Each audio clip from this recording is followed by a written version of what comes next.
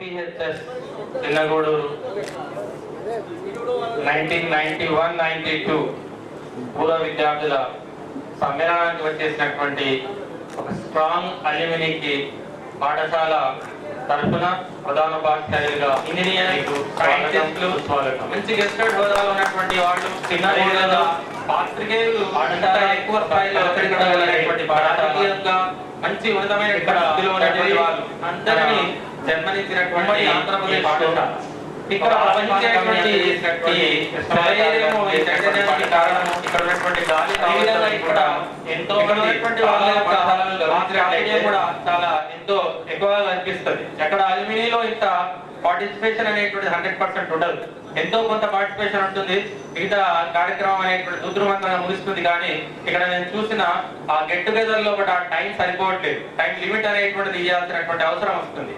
కాబట్టి అంత చరిత్ర కలిగినటువంటి పాఠశాల లోపల ఇక్కడ పనిచేయడం అనేటువంటిది ఒక మహత్భాగ్యము, ఇక్కడ చదవడం అనేటువంటిది అంతకంటే ఎక్కువ మహత్భాగ్యంగా మనము భావించాల్సినటువంటి అవసరం ఉంది.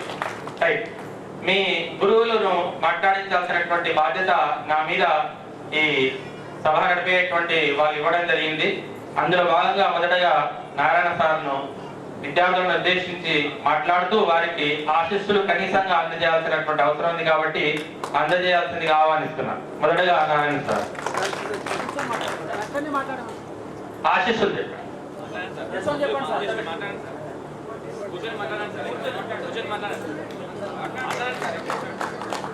మీ వాయిస్ వింటారు సార్. Okay sir. సార్ మీ అందరికీ మంచి ఆయుర ఆరోగ్యాలు సుఖశాంతులు కలగాలని చెప్పేసి తెలియజేస్తున్నారు. Thank you. తర్వాత యాదగిరి సార్. నారాయణ సార్ ఇక నో అంటే నోయే, నో కాంప్రమైజ్.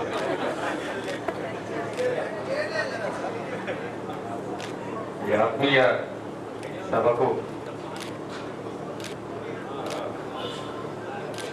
అధ్యక్షత వహిస్తున్న పాఠశాల ప్రధాన ఉపాధ్యాయులు రెహమాన్ గారు, నాతో పాటు ఈ కార్యక్రమంలో అభినందించడానికి నేను సన్మానం అనలేను, కానీ అదేదో నీ తృప్తి కోసం నేను దాన్ని భరిస్తున్నాను తప్ప నిజానికి నాకు వ్యక్తిగతంగా నాకు అట్లాంటి ఆకాంక్ష లేవు. పెద్దలు జయలంచారి గారు, మురళీధర్ గారు, నారాయణ గారు, దర్గయ్య గారు ఈ సమావేశాన్ని ఏర్పాటు చేసి దిగ్విజయంగా పూర్తి చేసుకోబోతున్నటువంటి నా పూర్వ విద్యార్థులు అందరికీ నా హృదయపూర్వక అభినందనలు తెలియజేస్తున్నాను.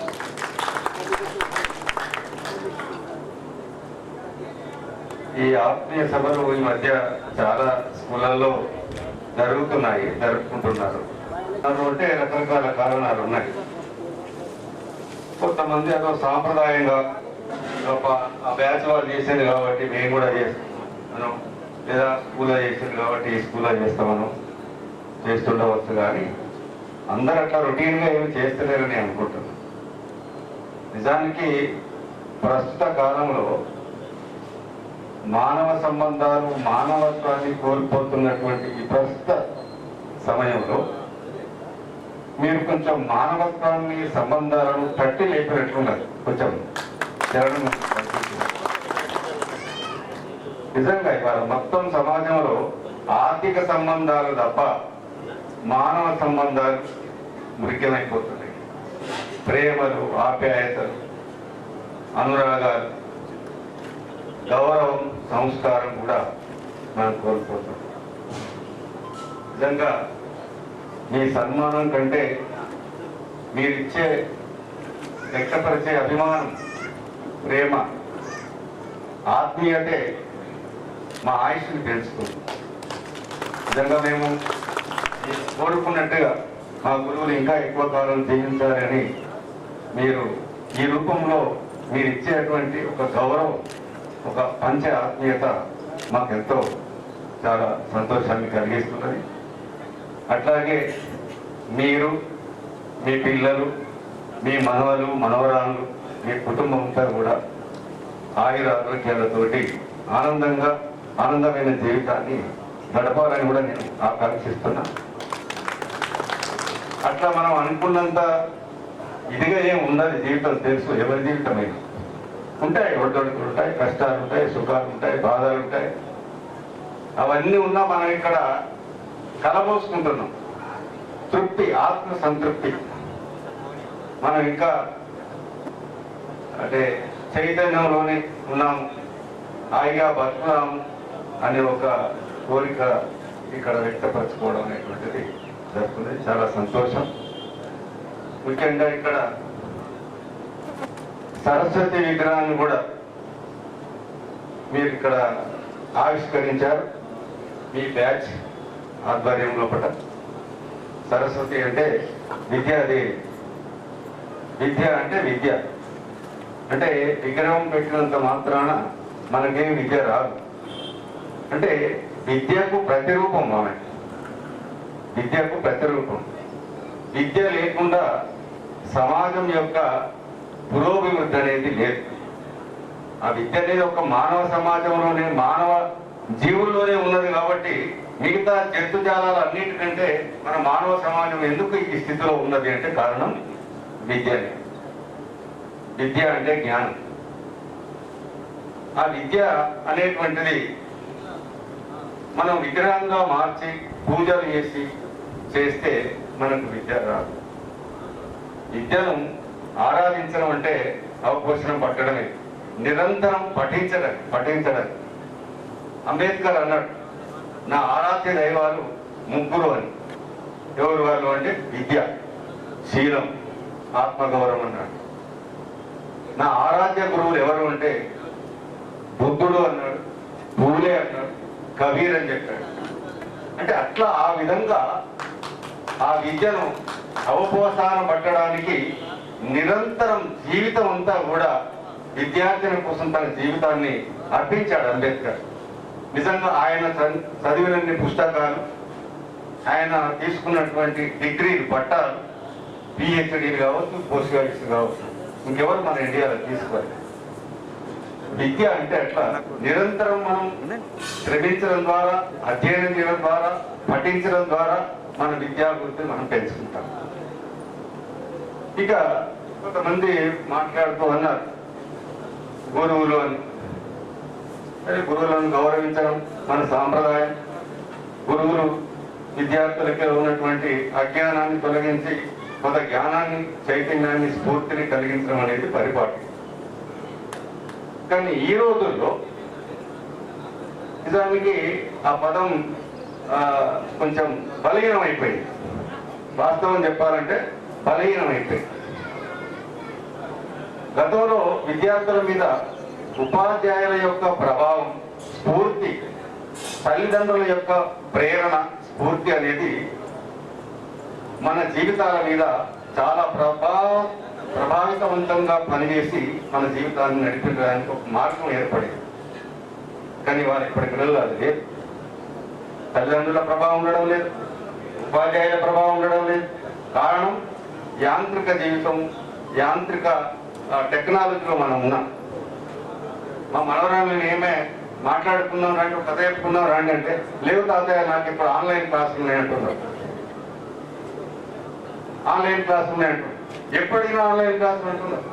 లేకపోతే ఇంకా ప్రైవేట్ ఐఐటి క్లాసులు అవి పేరెంట్స్ ఏదో పెట్టి ఆ గ్రూప్లలో పెట్టి ఆ క్లాస్ ఉన్నాడు. టీచర్తో ఏం పని? టీచర్ యొక్క ప్రత్యక్ష ప్రభావం అనేటువంటిది ఈనాటి విద్యార్థుల్లో లేదు. ఒక గూగులే వాళ్ళకు గురువు. టీచర్ కాదు. టీచర్ ద్వారా టీచర్ ఇంతకుముందు ఒక పాఠం చెప్తే, మాకు కూడా మా గురువు ఒక పాఠం చెప్తా ఉంటే పుస్తకాలలో లేని విషయాలు కొన్ని అప్పుడప్పుడు వాళ్ళు ప్రస్తావిస్తుంటే మాకు ఎంతో ఇంట్రెస్ట్ అనిపించేది. ఇది ఎక్కడ లేదు కదా, పేపర్లో లేదు, పుస్తకాలు లేదు అంటే ఆ సార్ ఇతర పుస్తకాలు, గ్రంథాలు అధ్యయనం చేసి సందర్భోచితంగా వాటిని ప్రస్తావిస్తుండేది. అంటే టీచర్ పాఠం చెప్తున్నప్పుడు ఎంత అటెన్షన్ అంటే ఇంకా సార్ కొత్త విషయం ఏం చెప్తారు అని ఆ ఇంట్రెస్ట్ ఉండేది క్లాస్ రూమ్లో. ఇప్పుడు టీచర్ అంటే ఏమున్నదా, గూగుల్లో కొడితే అవన్నీ వస్తాయి, ఏమున్నదా ఆ టీచర్ పాఠం చెప్పి మరి ఇంటి పైన గూగుల్ చూద్దాది అనుకుంటాను వాళ్ళు. అంటే ఇవాళ పరిస్థితి ఎట్లుందంటే ఇక టీచరు అంటే ప్రత్యక్షమైనటువంటి ప్రభావం తగ్గిపోవడం వల్ల ఇవాళ గురువుల పట్ల ఆ రకమైనటువంటి ఆలోచన కలుగుతున్నది అని అనిపిస్తున్నది. అట్లాగే ప్రభుత్వం యొక్క కుట్ర కూడా ఉన్నదేమో అనిపిస్తుంది, విద్యార్థుల్ని విద్యకు దూరం చేయడం. ఇక దీంతో పాటు కరోనా మంచిగా వాళ్ళకి సహకారం అందించింది, అన్ని రకాల సహకారం అందించింది. వాళ్ళు మనల్ని బాధ పెట్టింది, వాళ్ళకేమో చాలా ఉపయోగపడ్డది. ఇది ఒక సందర్భం. అట్లా నేను ఇంకా మిమ్మల్ని కోరేది ఏంటంటే, ఇవాళ ఒక అర్థవంతమైనటువంటి ఒక ఆత్మీయ సభను ఏర్పాటు చేసుకొని మీ జ్ఞాపకాలను, ఒక జయకృష్ణ మాత్రమే చాలా జ్ఞాపకాలను వ్యక్తీకరించగలిగినాడు. అంటే మీకు లేవని కాదు, మీకు ఉన్నాయి అంతకంటే ఎక్కువనే, కానీ మీరు వ్యక్తీకరించలేకపోయారు ఏమో, లేదా ఉండవని ఏం లేదు, ఉంటాయి మీకు కూడా. అట్లా ఆ నెమరు వేసుకోవడం అంటే మళ్ళా మనం గత జీవితాన్ని గుర్తుకు తెచ్చుకొని ఇప్పుడున్న జీవితాన్ని మనం చూసుకొని ఇంకా ఇంతకంటే మెరుగైన జీవితం ఎట్లా గడపాలనే దానికి ఈ నెమరు వేసుకోవడం జరుగుతుంది. ఇంకా అద్భుతమైనటువంటి విషయం ఏంటంటే, మీ తరగతి క్లాస్మేట్స్ చనిపోయినటువంటి కుటుంబాలకు మీరు ఆర్థిక సహాయం చేయడం, it is the first time నేను చూడడం అనేది. ఏదో చందాలు వసూలు చేస్తున్నారు, కార్యక్రమాలు ఘనంగా నిర్వహిస్తున్నారు, కానీ ఇక్కడ వాళ్లకు శ్రద్ధాంజలి ఘటించడం, వాళ్ళని గుర్తు చేసుకోవడం, వాళ్ళ కుటుంబాలకు మీరు ఎంత చేసిందా అనేది ఇక్కడ క్వశ్చన్ కాదు. వృతాభక్తికరైన మీ యొక్క మానవత్వాన్ని, మానవీయతను ఇక్కడ మీరు ప్రదర్శించుకున్నందుకు మిమ్మల్ని మరొకసారి హృదయపూర్వకంగా అభినందిస్తున్నా.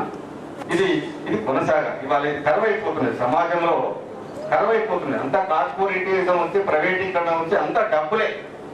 విద్యా వైద్యం అయితే సరుకు, వ్యాపారం సరుకు. మనలాంటి మధ్యతరగతి పిల్లల్ని చదివించడానికి మనకు విద్యాలయాలు దొరకవు, అంత డబ్బు మనం ఖర్చు పెట్టలేదు. ఇక పాఠశాలలో అంటే ఇంతకుముందు ఉన్నటువంటి పరిస్థితులు ఇక్కడ గ్రామీణ ప్రాంతాల్లో లేవు. సో అదొకటి. ఇక వైద్యం అంటే, అందుకనే ఒకరు అన్నారట, టీచర్ ఎందుకే నీకు అంత గర్వం, టీచర్ అంటే బాగా గర్వపడుతున్నావు అని అడిగాను. అవునా అండి, ఎందుకు అని అంటే, న్యాయవాది అయితేనేమో వాడు ఎప్పుడు అంటే ధనవంతుడు అవుతాడు. నీకు ఏం రాదు, నువ్వు ఎందుకే అంత గర్వపడుతున్నావు, టీచర్ నీకు ఏమొస్తుంది, టీచర్ తప్ప ఎదుగుతుంది తప్ప ఏం లేదు కదా అని అంటే, అప్పుడు తను చెప్తాడు ఎందుకు గర్వపడతారా అంటే, టీచర్ న్యాయవాదికి నేరాలు ఎక్కువ జరిగితే వానికి లాభం, ఆదాయం ఎక్కువ వస్తుంది, అంటే కేసులు ఎక్కువ వస్తాయి. మరి వైద్యునికి రోగాలు ఎక్కువైతే, కరోనా లాంటి రోగాలు ఇంకా ఇట్లాంటివి వస్తాయి, ఇంకా వాళ్ళకి ఇంకా ఆదాయం పెరుగుతుంది. మరి టీచర్కి ఆదాయం ఎప్పుడు పెరుగుతుంది? టీచర్ ఎప్పుడు సంతృప్తి పడతాడు అంటే, తన విద్యార్థులు, తను పాఠాలు బోధించినటువంటి, పాఠాలు విన్నటువంటి విద్యార్థులు విజ్ఞానవంతులై ఉద్యోగాల్లో, రకరకాల వృత్తుల్లో స్థిరపడి ఓ మానవీయంగా జీవించినప్పుడు ఉపాధ్యాయుడు చాలా ఆనందపడతాడు, చాలా సంతోషపడతాడు. అందుకే ఉపాధ్యాయునికి గర్వం ఉంటుంది. అది మిగతా వాళ్ళకి ఉపాధ్యాయునికి ఉన్నటువంటి తేడా అని చెప్పడం జరిగింది. అట్లాగే ఈ సాంప్రదాయాన్ని ఇంకా మీరు ఒక స్ఫూర్తిగా మీరు ఇతర విద్యార్థులకు, ఇతర పాఠశాలల విద్యార్థులకు మీరు స్ఫూర్తిని కలిగించాలని చెప్పి నేను భావిస్తూ, మీరు మళ్ళొకసారి మీ కార్యక్రమాలు, మీ యొక్క ఆయురారోగ్యాలు, జీవితాలు ఇంకా సుఖవంతంగా ముందుకు వెళ్ళాలని ఆశిస్తూ మళ్ళొకసారి పాఠాన్ని బోధించినటువంటి మీకు ప్రత్యేకమైనటువంటి కృతజ్ఞతలు. తదుపరి మీ బ్యాచ్ లో ఒకరు పాలకొమ్మ వెంకన్న గారు మిస్ అయ్యారట. వారిని వేదికపైకి వచ్చి పరిచయం చేసుకొని గిఫ్ట్ తీసుకోవాల్సిందిగా ఆహ్వానిస్తున్నారు. అందజేసేవారు బ్యాచ్ లో ఎవరు? జ్యోతి మేడం గారు ఇచ్చారు అప్పటి నుంచి అందరికి. పాలకొమ్మ వెంకన్న, పూలకొమ్మ, ఓకే ఓకే చెప్పాను. పరిచయం చేసుకుని యాదగిరి సార్ మాట్లాడుతూ ఈ మధ్య కాలంలో పూర్వ విద్యార్థుల సమ్మేళనం అనేటువంటిది ఎక్కువగా జరుగుతుందని చెప్పారు. దానికి కారణము మనందరికి తెలిసినటువంటిదే. ఒక డేట్ లోపల ఉన్నటువంటి మన తండ్రులకు, ఆ తరం వాళ్లకు గంపెడి సంతానం అనేటువంటి ఉంటుంది, వాళ్ళ బాధ్యతలు తీరుస్తూనే కాలం చేసేటువంటి వాళ్ళు. కానీ ఇప్పుడు ప్లెంటీ ఆఫ్ లీజర్ టైం అనేటువంటి మనకు దొరుకుతుంది, ఏం చేయాలి అర్థం కావట్లేదు, టెక్నాలజీ పెరిగింది కాబట్టి మన కన్న పిల్లలు మన దగ్గర ఉండట్లేరు, విదేశాలకు వెళ్ళిపోతున్నారు. కాబట్టి చివరికి మళ్ళీ మనమే కనుక మిగిలినట్లయితే చక్కగా మళ్ళీ మనం జీవితాన్ని ఎంజాయ్ చేసుకునేటువంటి అవకాశం ఉంటుందని చెప్పేసి అందరూ భావించి గ్రూప్స్ అనేటువంటివి ఏర్పడడం జరుగుతుంది. ఈ గ్రూప్స్ 2-3 రకాలుగా ఉపయోగపడతాయి. ఒకటి ఆర్థిక సహాయం పేదవారికి మన గ్రూప్ లో ఒక మల్టీ ఉంటుంది, ఇందులో వల్ల హైయెస్ట్ ఎర్నింగ్ వాళ్ళే ఉంటారు. ఎందుకంటే ఆర్థిక వ్యత్యాసము ఈ క్యాపిటలిజం లో బాగా పెరిగింది, పూర్ అవుతున్నాడు. ఒక మంచి బిజినెస్ లో రియల్ ఎస్టేట్ అట్లాంటి కన్స్ట్రక్షన్ బిజినెస్ లోపల కొన్ని జాబ్స్ లోపల హై ఇన్కమ్ సోర్స్ అనేటువంటి ఉంటుంది. వాళ్ళందరూ కూడా ఇట్లాంటి కనెక్టివిటీ ఉన్నట్లయితే ఎక్కువగా వాళ్ళ సహాయం చేసేటువంటి అవకాశం ఉంటుంది. నేను కూడా ఒకటే కోరుకునేటువంటిది, ఇంతకుముందు కూడా చెప్పారు ఎవరో, మన దగ్గర బాగా తప్పున్నట్లయితే ఏం తోచగా మనం తీసుకుపోయి ఒక మస్జిద్ కట్టడానికో లేకుంటే ఒక చర్చ్ కట్టడానికో లేకుంటే ఒక తిరుపతి హుండీలో 1 లక్షల రూపాయలు వేసేటువంటి రోజులు ఇప్పుడు ఇవి చూస్తున్నాం మనము. కానీ మనతో చదువుకున్నటువంటి ఒక వ్యక్తి చనిపోయో లేకుండా వాళ్ళ పిల్లలు ఇబ్బంది పడుతూ ఒక క్లాస్మేట్ బీద స్థితిలో ఉన్నటువంటి వాళ్ళని గుర్తించడానికి ఉపయోగపడుతుంది. ఆ డబ్బులు ఇచ్చినట్లయితే మానవ సేవయే మాధవ సేవ, అంతకంటే గొప్ప సేవ లేదు. ఒకవేళ దేవుడు ఉన్నాడంటే ఖచ్చితంగా మనము మన ఫ్రెండ్ చేసిన సహాయాన్ని గుర్తిస్తాం తప్ప తన హంగులో వేసినటువంటి దానికి మనం స్వర్గం నరకాలనేటువంటి వాడు మన ఫ్రెండ్ చేసినటువంటి దానికి ఇస్తాడు. కాబట్టి దానికోసం మీరంతా దీన్ని ఉపయోగించుకోవాలి. అందుకే ఇవి ఎక్కువగా వస్తున్నాయి. మూడవది ఏంటిదంటే, నేను యాజ్ హెడ్ మాస్టర్ చెప్తున్నా, మన బడి పిలుస్తుంది. గవర్నమెంట్ స్కూల్స్ చనిపోతున్నాయి. ఇప్పుడు ప్యారలల్ గా మనకు చాలా రెసిడెన్షియల్ స్కూల్స్ పుట్టగొడుగులకు వచ్చేసినాయి, ప్యారలల్ సిస్టమ్ డెవలప్ అయింది. కాబట్టి ఆ స్కూల్స్ అన్ని కూడా బయట లాగా అవుతున్నాయి. మన ఫస్ట్ డిమాండ్ తీర్మానంలో మనం ఏం చేయాలంటే, ఎక్కడైనా కూడా ఎవరైనా కూడా, మీరు రాజకీయ నాయకులు కావచ్చు, పాత్రికేయులు ఉన్నారు, అందరూ ఉన్నారు కాబట్టి చెప్తున్నా, ఈ స్కూల్స్ రెసిడెన్షియల్ స్కూల్స్ గా చేయాలి. అప్పుడు మళ్ళీ మన నేల మళ్ళీ మనం కూర్చోవడానికి ఉపయోగపడుతుంది. మనం చనిపోయేంత వరకు కూడా మన పాఠశాల మనల్ని ఆదరించేటువంటి అవకాశం ఉంటుంది. లేకుంటే ఇది స్కూల్ క్లోజ్ అవుతుంది. ఇట్లాంటి స్కూల్స్ అన్ని కూడా డే స్కాలర్ స్కూల్స్ అన్ని క్లోజ్ అయిపోతాయి. దీన్ని దేనికో దానికో గోదాంకో దానికో దీనికో ఉపయోగించుకుంటారు. మళ్ళీ మనం బయట నుంచి చుట్టూ నుంచి తిరుగుకుంటూ మన పాఠశాల రావాల్సినటువంటి అవసరం ఉంటుంది తప్ప మన స్కూల్ గా అడుగు పెట్టేటువంటి అవకాశం ఉండదు. ఇది కనుక రెసిడెన్షియల్ చేసినట్లయితే ఎవరో ఒకరు స్టూడెంట్స్ చదువుతూ ఉంటారు కాబట్టి ఆ రెసిడెన్షియల్ స్కూల్ లోపల మనం వచ్చేటువంటి అవకాశం ఉంటుంది. కాబట్టి నేను ప్రతి పూర్వ విద్యార్థుల సమ్మేళనం లోపల ఎక్కడైనా ఇన్వైట్ చేసిన అది చెప్తా, మనం తీర్మానం చేసుకోవాల్సినటువంటి ఒక అవసరం ఉంటుంది. మీటింగ్ల లోపల ఒక మంచి సోషల్ రిఫార్మ్స్ తీర్మానం అనేటువంటి చేసుకోవాలి ఎప్పుడైనా కూడా. ఆ తీర్మానంలో మొదటి తీర్మానం ఏంటిదంటే, మన బడిని బతికించుకుందాం, దీన్ని రెసిడెన్షియల్ చేస్తేనే బతుకుతుంది, వేరే రకంగా బతకదు. డే స్కాలర్ కోట్ల రూపాయలు ఖర్చు పెట్టి బిల్డింగ్ కట్టించినా బతకదు. దేనికి బతుకుతుందంటే గవర్నమెంట్ స్కూల్ ఓన్లీ రెసిడెన్షియల్ చేస్తేనే బతుకుతుంది. కాబట్టి మొదటి తీర్మానం రెసిడెన్షియల్ చేయాలనేటువంటిది అది మీ సమాపకంగా తీర్మానం అనేటువంటి చేస్తే బాగుంటుంది. Thank you. నేను తదుపరి లక్ష్మీ నరసింహాచార్య సార్ను మీ విద్యార్థులను ఉద్దేశించి మాట్లాడాల్సిందిగా ఆహ్వానిస్తాను. Thank you. అలంకరించినటువంటి పెద్దలు, ఉన్నత పాఠశాల ప్రధానోపాధ్యాయులు, ఇప్పుడే తెలిసింది మీ తండ్రి గారు నాకు గురువు గారు. ఈ గురువుల సందర్భంలో నేను కూడా మీ గురువుల తలుచుకోవడం.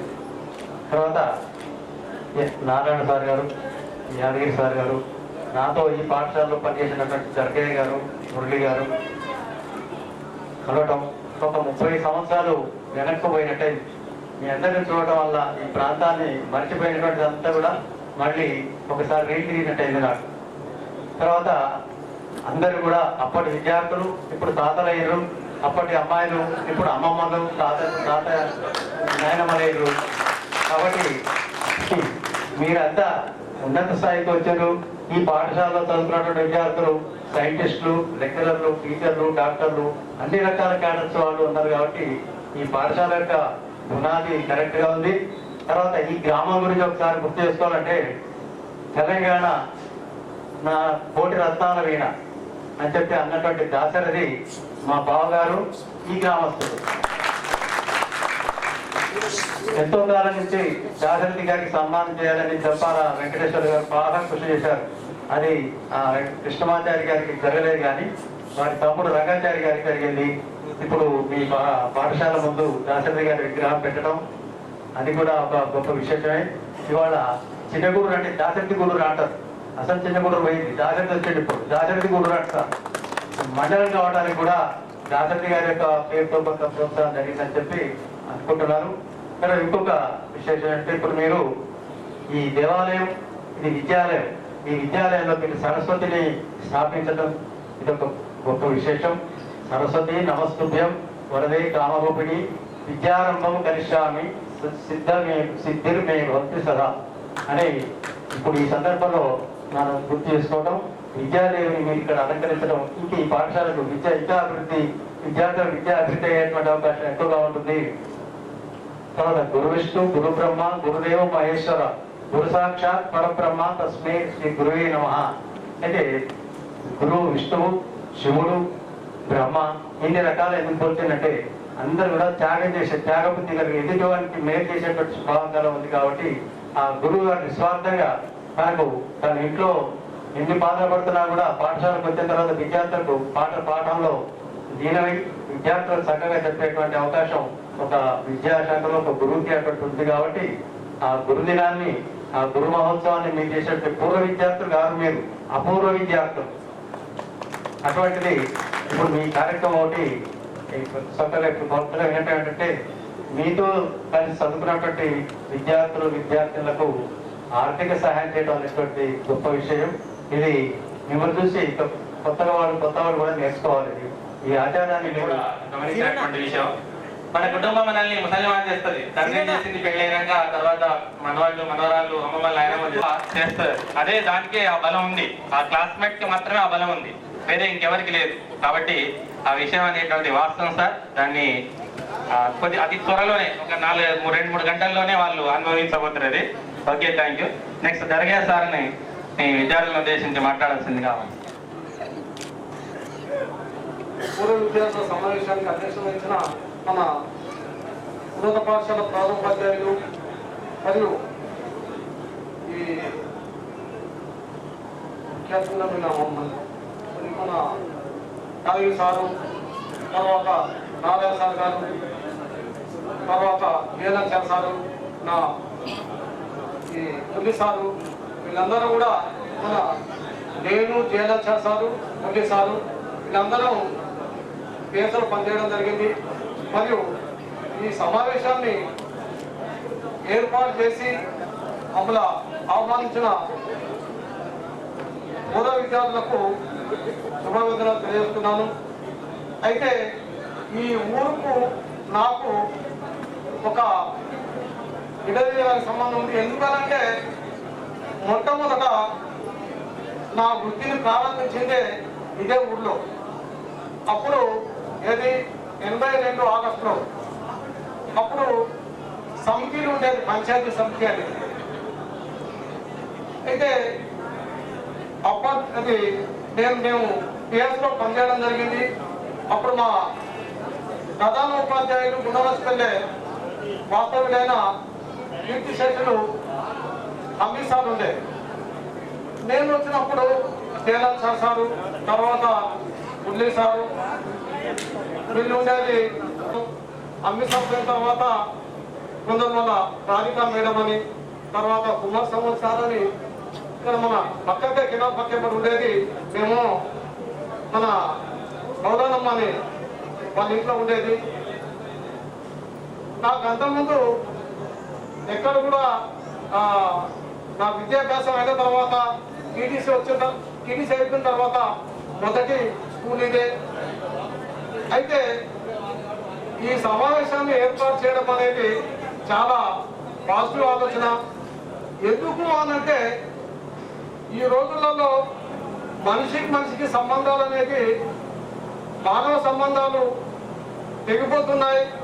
ఆర్థిక సంబంధాలే మనుషులు దగ్గర చేస్తున్నాయి. అటువంటి రోజులలో మేము ఆ సార్ల ద్వారా పాఠం చెప్పిట అని సార్లతోటే రకరకాల పనులు నేర్చుకునే విషయాలను వాళ్ళ కుటుంబాన్ని ఆదుకోవడం కొరకు మీరు చేస్తున్న ఇటువంటి కృషి శ్లాఘనీయమైంది. ఇంకా ఏం చేయాలంటే మళ్ళీ ఇంకోటి మీరు మీ బాధ్యత కూడా ఉంది. ఏంటంటే ప్రభుత్వాలు కూడా విద్యా పట్ల వైద్యం పట్ల నిర్లక్ష్య భావాన్ని వ్యక్తం చూస్తున్నారు. విద్య అనేది భవిష్యత్తులో కలగానే అంటే కార్పొరేట్ విద్యా సంస్థలు రాబోతున్నాయి. మన ప్రభుత్వ విద్య అనేది కలగానే మిగిలిపోయే రోజులు రాబోతున్నాయని కూడా ప్రమాద గట్టిగా పోతున్నాయి. ఎందుకనంటే ఒకప్పుడు విద్య పట్ల ఎక్కువ నిధులు కేటాయించేది వార్షిక ఆదాయంలో. ఇప్పుడు విద్యార్థులు లేరు అని అంటే వాళ్ళకు సరైన సౌకర్యాలు కల్పించకపోవడం, తర్వాత అకామిడేషన్ అంటే బిల్డింగ్స్ కూడా ఇన్ఫ్రాస్ట్రక్చర్ ఏర్పాటు చేయకపోవడం, వాటికి పట్టించుకోకపోవడం, కొన్ని చాలా స్కూల్స్ కూడా మూతపడడం, ఇవన్నీ కూడా ఈ విధంగా ప్రైవేటీకరణ వల్ల మన పేద బడుగు వర్గాలకు విద్యార్థులు ఉండే అవకాశాలు ఉన్నాయి. కాబట్టి మీరందరూ కూడా మనమందరం కూడా విద్యను జరగబోతున్న ప్రమాదాన్ని పసిగట్టి మనందరం కూడా మన వంతు కృషి చేయవలసిన అవసరం కూడా ఉన్నది. ఎందుకంటే మేము ఆ రోజులలో అంతా పేదప్పటి నుంచి వచ్చిన వాళ్ళమే.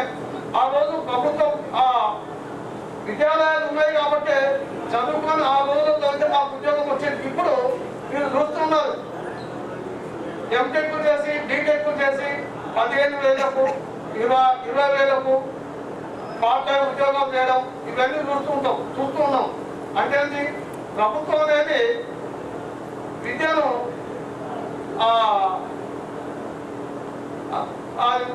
పట్టించుకోవడం లేదు. విద్య భవిష్యత్తులో ఉన్నత వర్గాలకి అందుబాటులో రావడం అనేది జరగబోతున్న విషయం కూడా కనబడుతున్నది. కాబట్టి మనమంతా కూడా మళ్ళా ఈ సార్ చెప్పినట్టుగా ప్రభుత్వ విద్యా సంస్థలను వాటిని జనసత్వాలు కలిగేటట్టుగా మన కృషి కూడా అవసరమని కోరుకుంటూ నాకు అవకాశాలు ఇచ్చిన అధ్యక్షుల వారికి thank you sir. Murali sir గారిని మాట్లాడాలి. నమస్కారం అండి.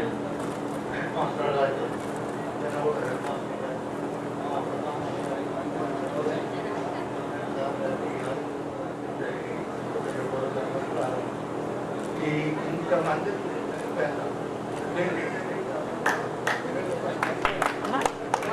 25 సంవత్సరాల తర్వాత 30 సంవత్సరాల తర్వాత మాట దర్శనం మీ అందరం వల్ల మీ ప్రేమ వల్ల రాజ్యంలోని సంఘటనలు అసలు మాట్లాడాలనే లేదు. కానీ ఈ పిల్లగాడు ఇప్పుడు జయకృష్ణ మా ఇంటిలో తమ్ముడే ఉంటుంది. ఎటువంటి ఎంతో ఉంటుంది. ఏదైనా సార్ అంటే అసలు నా దగ్గరికి వచ్చేవాళ్ళు. ఈ పిల్లలందరూ కూడా ఎప్పుడెప్పుడు 1వ తరగతి నుంచి నా దగ్గర ఉన్నవారు. వీళ్ళందరూ చూస్తే ఏం మాట్లాడమో నాకు ఇక మాట్లాడాలంటే మీరంతా ఇంత పేపర్ నుంచి ఆ మనసులోనే కనిపిస్తున్నాను.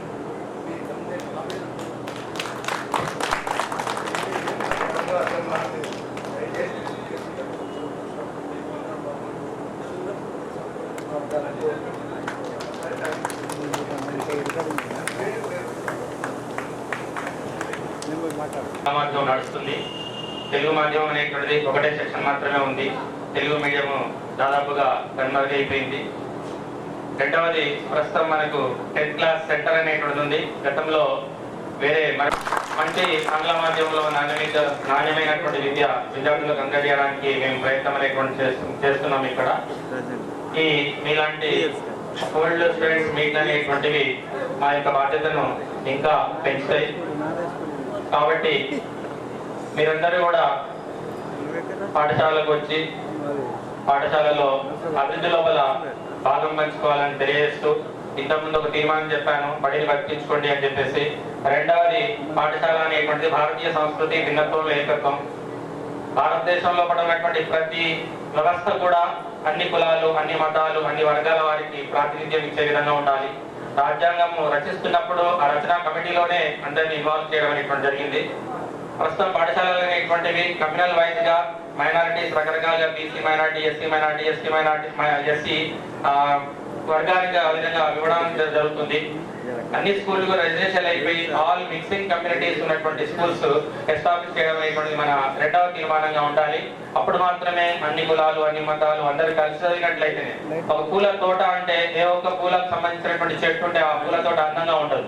అన్ని రకాల మందార చెట్లు, మల్లె చెట్లు, గులాబీ చెట్లు, ఈ విధంగా అన్ని చెట్లు ఉన్నటువంటి ఆ తోట, అందులో సీతాకు సిల్కలు తిరుగుతున్నటువంటిది, అది ఎంతో ఎకలాజికల్ బ్యాలెన్సింగ్ గా ఉండి చాలా చక్కగా ఉంటుంది. కాబట్టి ఇక్కడ కూడా మేము మంత్లీ రిటర్న్స్ నింపుతున్నప్పుడు ఓసి ఒక పిల్లవాడు కూడా ప్రస్తుతం మా స్కూల్లో లేడు. ఇప్పుడు ఈ స్కూల్లో ఇప్పుడు మేము చదువుతున్నటువంటి కాలంలో కానీ నేను 26 సంవత్సరాల సర్వీస్ లో మొదట మంత్లీ రిటర్న్ ఫిల్అప్ చేస్తున్నప్పుడు ఓసీ ఒక 30 మంది, అట్లా మెల్లమెల్లగా తగ్గుతూ ఓసీ తగ్గుతూ బీసీ తగ్గుతూ రకరకాలుగా ఈ కమ్యూనిటీస్ లోపల కూడా అందులో ఏది అంటే ఎవరు పట్టించుకునేటువంటి విద్యార్థులు ఈ పాఠశాలకు రావడం జరుగుతుంది. కానీ అట్లా ఉండకూడదు. పాఠశాల అంటే అన్ని రకాల ఐక్యూ లెవెల్స్ ఉండాలి, అన్ని మతాలకు సంబంధించినటువంటి అన్ని వర్గాలకు సంబంధించినటువంటి ఉండాలి.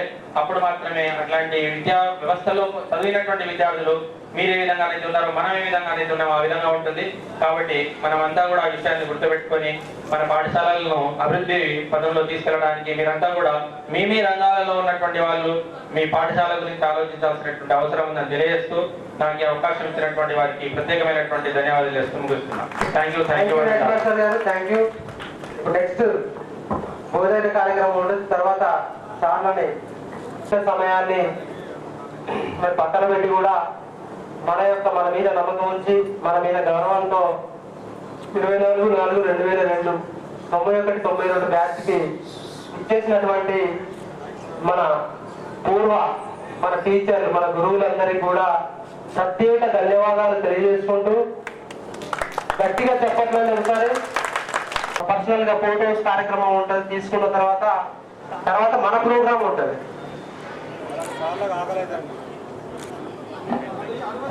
ప్రోగ్రామ్ లో స్థానిక పాఠశాల హెచ్ఎం గారు చాలా సహకరించినందుకు మీరు అట్టే వెళ్తున్నారు.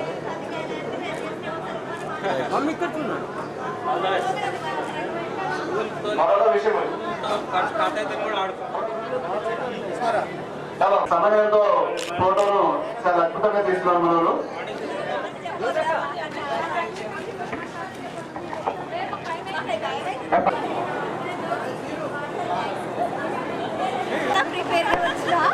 అస్సలు కాకపోతే చెప్పలేకపోయినా సరే కదా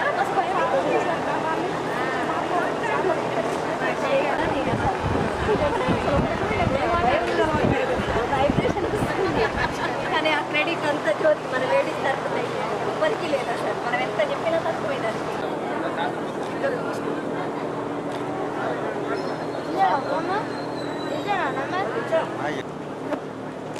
అక్కడ ఇంకో సార్ మిస్ అవుతాడు. సార్ మధ్యాహ్నం ఏ కాలేదు నాకు.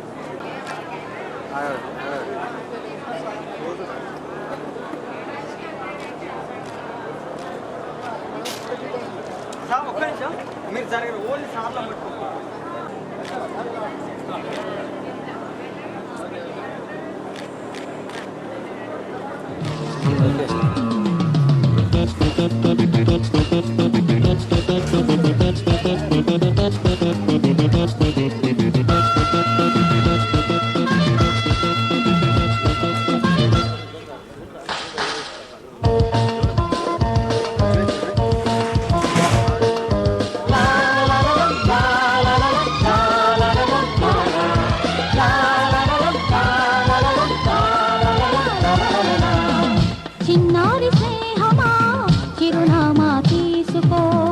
గతమైన జీవితం కథగానే రాసుకో, మనసైతే మళ్ళీ చదవకో,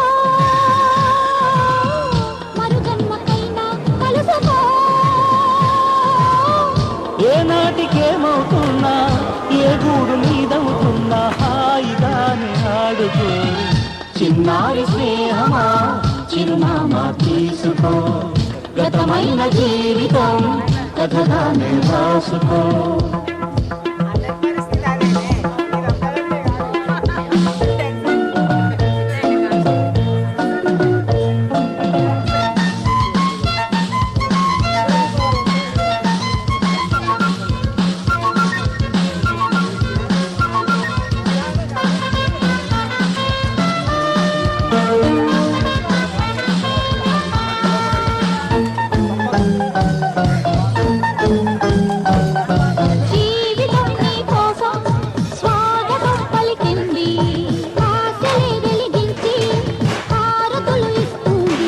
ఆకాశమంతాలయం నీ కోసం కట్టుకుంది, కళ్యాణ తోరణాలుగా నీ బ్రతుకే మార్చుకుంది.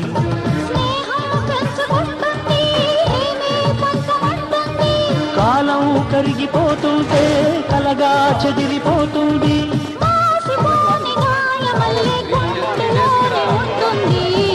చిన్నారి స్నేహమా చిరునామా తీసుకో గతమైన జీవితం కథగానే రాసుకో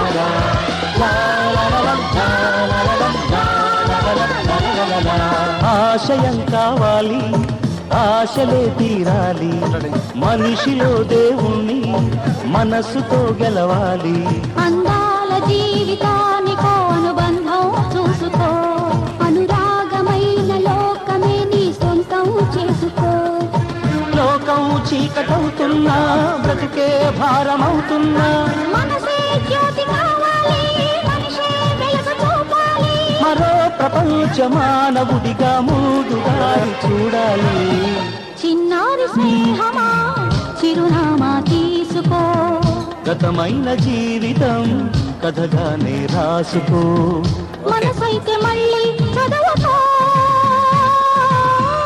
మరు జన్మకైనా కలుసుకో ఏనాటికేమవుతున్నా ఏ గూడు నీదవుతున్నా హాయిగానే ఆడుకో చిన్నారి స్నేహమా చిరునామా తీసుకో గతమైన జీవితం కథగానే రాసుకో